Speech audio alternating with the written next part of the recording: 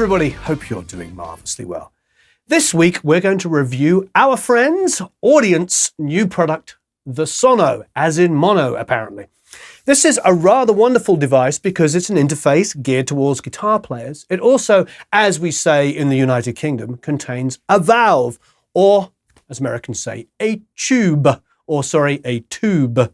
So it's rather nice. I did get to play with it at the NAMM show. It's a really cool device, but we're going to push its boundaries a little bit because I'm going to play with it on guitar, but we're also going to record a song using it, using its mic pre's that are built in, and we are going to add the ASP800 because that is an option. With an optical cable, you can add that as well. So we're going to use it in every way, shape or form. We're going to use it as a guitar, amp, modeler, virtual instrument-y thing. We're going to record vocals through it using its own onboard mic pre's, but also we're going to daisy chain it to an ASP800 and record a drum kit. So it just shows that you can buy this initially, start recording, and also expand upon it. So let's get started. Okay, we're all plugged in. This is obviously going to our loudspeakers here.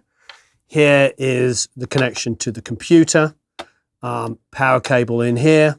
On-off switch obviously engaged to on. A couple of things. So we've got the guitar, which I'm going to use the trusty bottom of the range Revstar. This is like $600. Frankly, we use it pretty much every day at the moment. Input gain here. Let's play some chords. See there, at its heaviest, I was getting like a little orange light on the hot.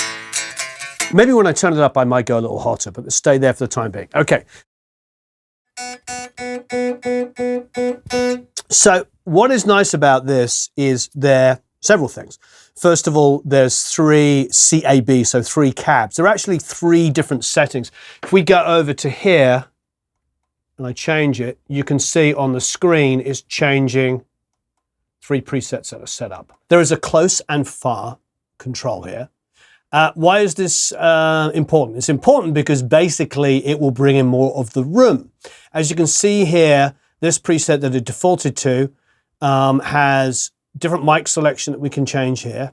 It looks like something like an 87 or a 67 is down there at the moment. And here's the room. So if I pull this full left, it's going to be close mic. Super dry. Not quite clean. I can clean up a bit more. So it's fairly clean. Let's put a little bit of drive in there.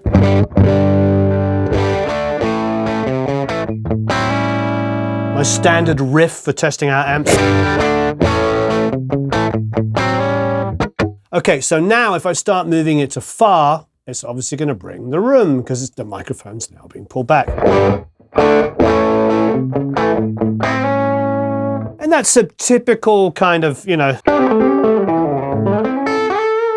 80s recording studio. Most of the 70s ones were super, super dead. Okay, let's bring it maximum.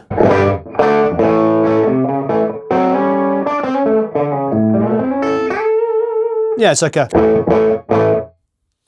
smallish live room. Not massive, not tiny. But if I change the room it's in, here's Studio A. Actually like that better. It doesn't quite have that low mid.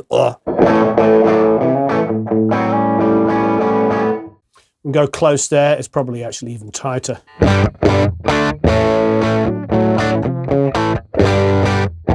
Now, I imagine it can get quite crazy, yeah, there you go, a cathedral. You can hear a little bit more ambiency than even on the close mic. It's not going to go away, which is always interesting. Okay, now let's go like 50%.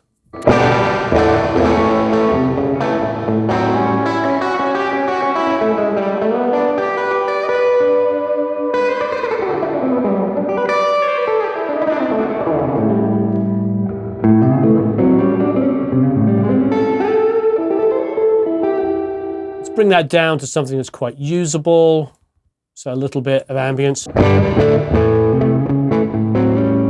Bring up the drive, go to the bridge pickup.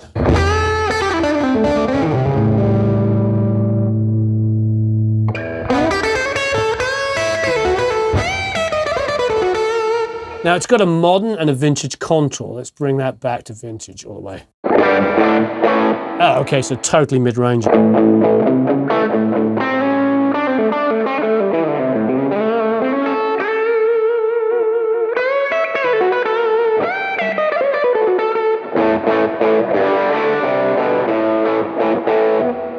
sure as we eke, I'm going to bring down the distance a little bit.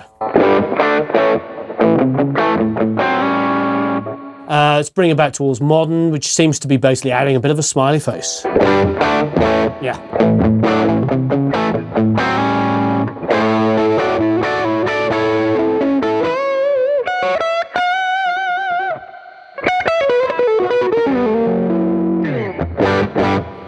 Okay, let's try some different mics. Was that an RE20? Yeah, it says bass 20.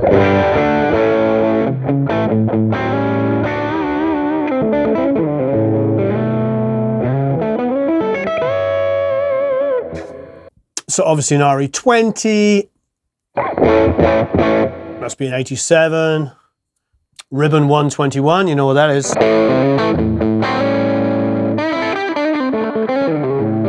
Been my favorite so far.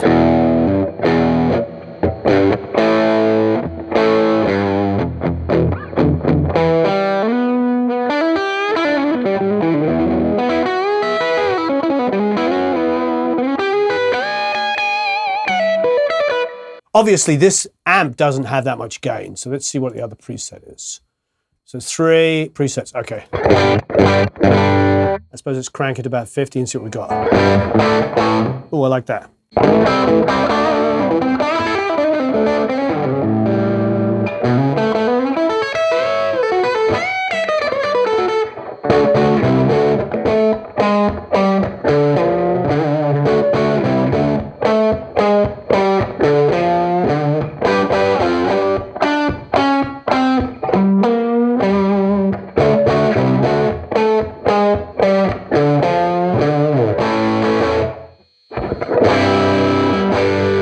I like that. What mic did it default to? 421, interesting. RE20, 87, 160 ribbon, so that would, of course, would be a biodynamic. 57. There we go.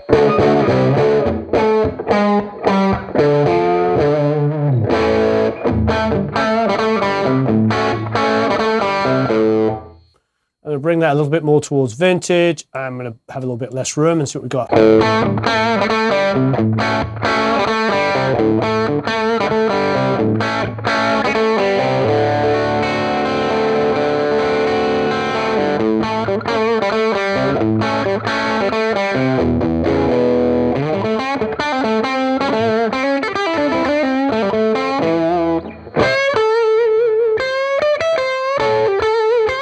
The way this works is the plugin itself is controlling this unit. Why is that important? Well, it means that it's printing these sounds. It's not just a DI with a plugin stuck on it. It's actually printing the amp sounds. If you go to my Pro Tools screen underneath, you can see all of the different levels. They're all performing there. If I stop it for a second, I can play back.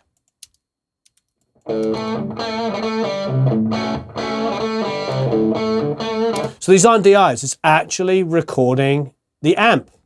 So it allows you to think like a producer, like an engineer, as opposed to, you're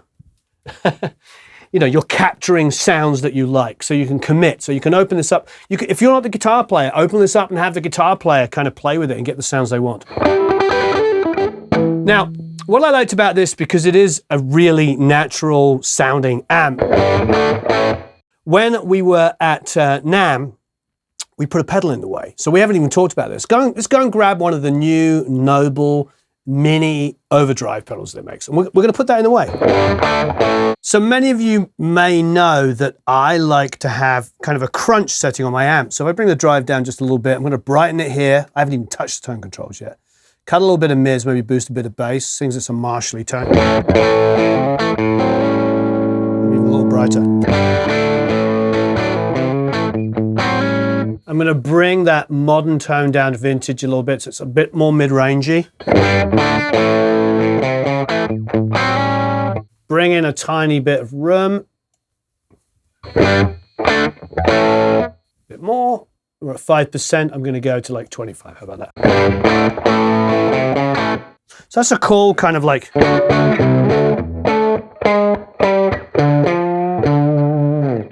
Let's drive it.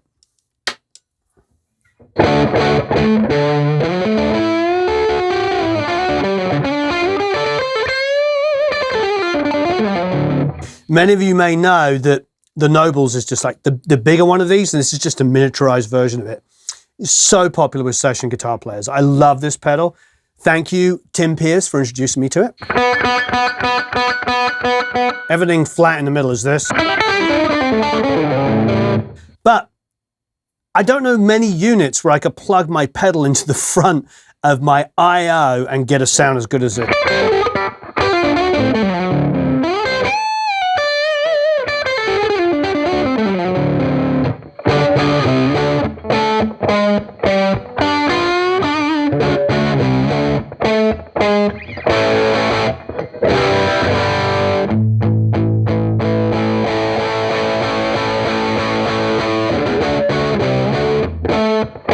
Love it.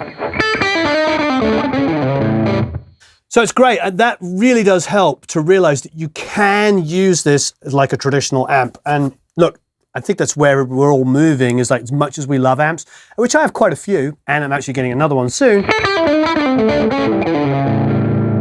It is still fun that we can do this kind of work.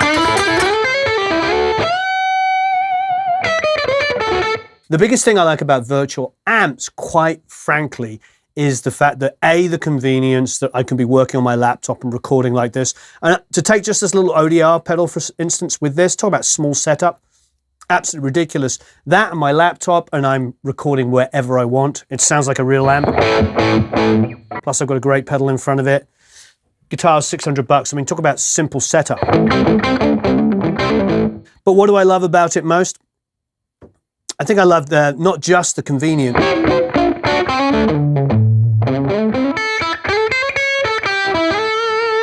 but the fact that it suits my engineer brain. The fact that I've got different microphone selection is pretty huge. I've got different halls, etc. It's going to make my life very, very easy. All right, a couple of things to think about. Obviously, we can set up 3 different ones here on the presets. I haven't saved them, but you can save them once you're happy with it. So it can always be one that you go to each time. That's the first thing. I think the other thing we need to talk about is the fact that you can put a line instrument, obviously, as well as microphones in the back here. And if you do decide to do that on channel 1, you can activate this circuitry, which means you can send it through the tube, through the valve, which is great. So you can send it through the valve and get that sound. Also, if you hold the CAB button here at the same time as holding this, it will activate this going through this software as well. So you can use it as a valve DI, a tube DI if you like, or you can use it to activate this software and put all your signal through it, which would be, of course, great if you're talking about keyboards that you're trying to send through amps and everything. So, pretty nifty.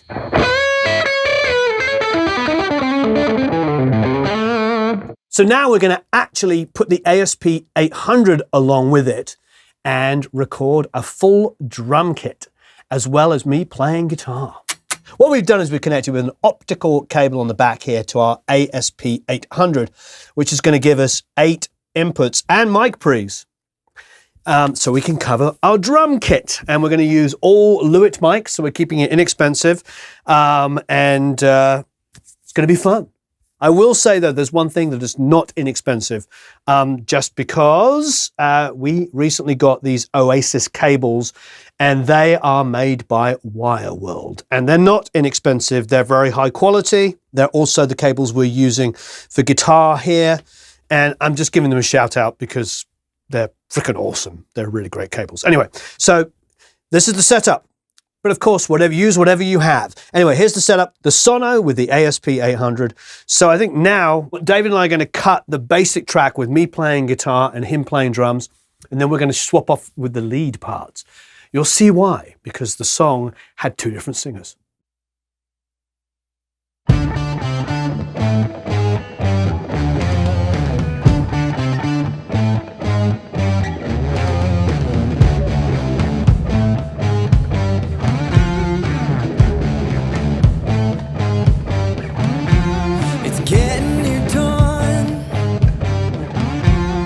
Lights close their tired eyes. I'll soon be with you, my love, to give you my dawn.